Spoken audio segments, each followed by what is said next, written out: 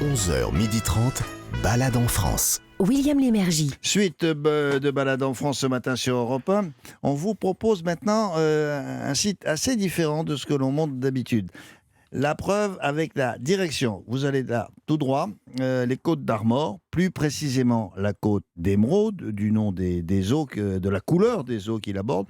Mais qu'est-ce qu'on y voit au juste, Gavis, quand même? Eh bien, on s'arrête avant d'aller tout droit et on va s'arrêter au bord de l'eau. Pour nous, c'est tout droit. Oui. Là où on est, Stop, ouais. on s'arrête là, hop. Et là, qu'est-ce qu'on voit? On voit le Fort Lalatte, mais aussi le phare du Cap Fréhel, toujours en activité, l'un des plus importants de France Ah oui, d'ailleurs. oui. On dit d'ailleurs que ces lumières portent jusqu'à 50 km. Donc imaginez quand même, si vous aimez marcher, il y a de quoi faire aussi 60 km de sentiers tout autour. Alors, il faut rappeler que c'est aussi un lieu qui est assez cinématographique. Quand vous le voyez d'en haut, comme c'est le cas en ce moment, je vois une photo cinématographique parce qu'on y a tourné une partie du film Les Vikings avec Kirk Douglas, Tony Curtis, et aussi des scènes, me semble-t-il, des chouans de Philippe de Broca. Alors, qu'est-ce qu'on fait une fois qu'on est là-bas? Eh ben, on se gare. Ah, c'est bien ça. C'est comme moi, on va tout droit, C'est là très on se bien. gare. On se gare et on marche un petit peu et on est dans la lande, c'est vraiment très beau, c'est vraiment c'est très cinématographique en effet et on se dirige vers le Fort Lalatte. Attention, c'est Le frère impressionnant. de Francis ou pas? Non, Sarah. Non, Sarah.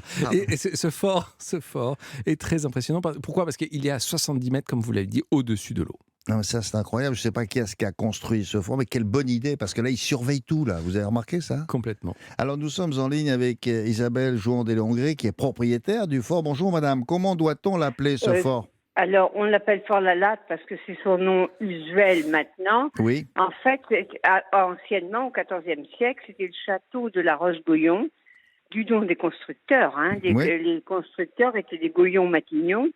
Donc, les Goyon-Matignon y ont habité pendant à peu près, je dirais, 70 ans, où c'était à la fois une vie familiale et une vie militaire. Et après 1420, c'était complètement militaire. Mais depuis quand existe ce fort? Vous avez dit quoi, 15e siècle à peu près? Mais à l'origine, 14e Oui. siècle. Et à l'origine, quel était son emploi? Il était là pour quoi? Pour surveiller quoi? Pour se défendre contre qui? Contre les Français. Oh, lesquels?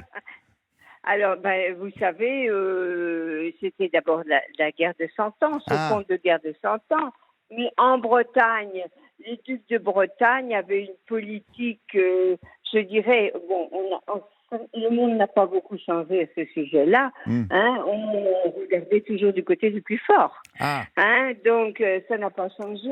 Alors, tantôt, on s'appuyait du côté anglais, tantôt, on s'appuyait du côté français. D'accord. Et puis, quand tout le monde vous embêtait, on disait, on est breton, restons. Ah, c'est bien ça. Ah ouais, c'est malin ça. Et le gars, il est là, son fort est là, il n'a pas Tranquille. bougé. Ouais. Gavin, j'ai une question Il n'a pour pas bougé, si, il a bougé. Ah Il a bon? eu quand même quelques avatars. Bon. Mais beaucoup plus tard. Plus tard.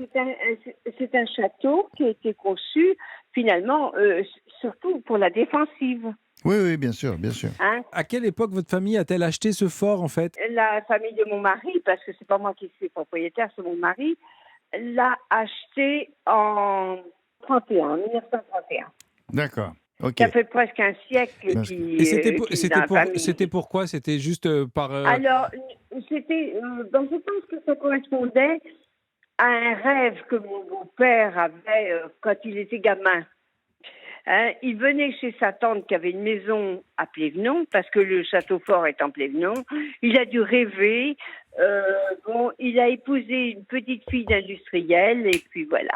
D'accord. Ouais. Sarah? Oui, c'est un fort qui est très vivant, me semble-t-il. Alors, il y a un jardin, une basse-cour, un potager, comme si on y habitait en fait. Mes beaux-parents qui habitaient en région parisienne, et ils y habitaient 3 semaines. Ah, et pas plus finalement. Ça change la donne, hein. Oui. Et alors, on a hérité finalement d'un château qui n'avait ni eau, ni électricité, rien. Oula. Juste des citernes. Écolo. Des citernes qui étaient en ciment, qui devenaient poudreux et qui c'était désastreux pour les murs. Et maintenant, quand on vient le visiter, qu'est-ce qu'on voit à l'intérieur? Alors, qu'est-ce qu'on voit? On voit, d'abord, on a mis tout un dispositif en plusieurs langues. évidemment, c'est pas, c'est très moderne comme système.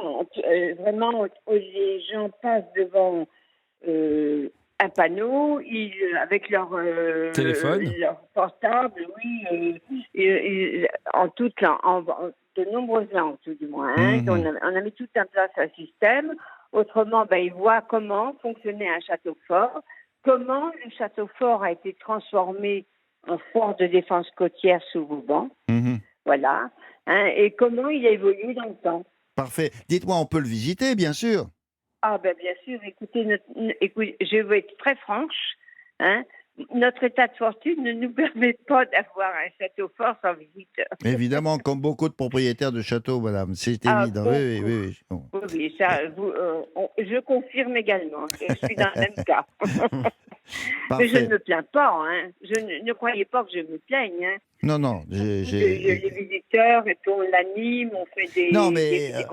En plus, il a une situation tellement extraordinaire que ça vaut le coup d'envoyer les auditeurs d'Europe 1 visiter un pareil endroit. Je vous remercie, Isabelle Jouan des Léongré, pour cette visite rapide. Je vous souhaite une excellente journée. Au revoir. Au revoir. Il s'agit du fort Lalade qui est situé au Cap-Fréhel, en Bretagne, dans les Côtes-d'Armor. On est à peu près à 1 heure de Saint-Malo. Il est très bien positionné, je trouve. C'est comme il est au bout d'un éperon. C'est étrange. C'est un château fort. Oui, très fort. Un château Merci phare. beaucoup, même. Gavi. Je vous remercie. C'est un château phare, non? Oh, c'est pas mal. C'est pas mal ça. Non, mais C'est Sarah, je vais prendre des cours. Il y a le phare qui est en face, non? Juste en face.